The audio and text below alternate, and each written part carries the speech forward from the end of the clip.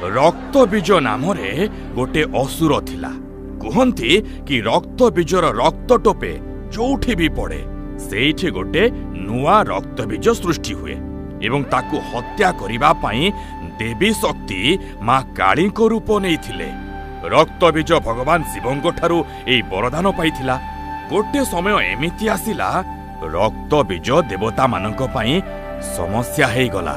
ତାପରେ ଦେବୀ ରକ୍ତବୀଜକୁ ନଷ୍ଟ କରିବାକୁ ମା କାଳୀଙ୍କ ରୂପ ନେଇଥିଲେ।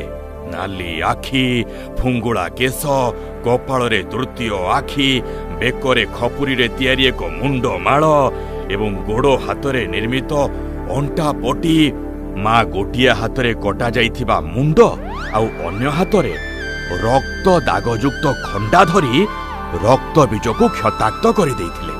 ରକ୍ତବୀଜର ପ୍ରତ୍ୟକ୍ଷତରୁ ବାହାରୁଥିବା ରକ୍ତ ବୁନ୍ଦା ମା ପାନ କରିଦେଉଥିଲେ ଏବଂ ଏହିପରି ଭାବରେ ରକ୍ତବୀଜର ଅନ୍ତ ଘଟିଲା।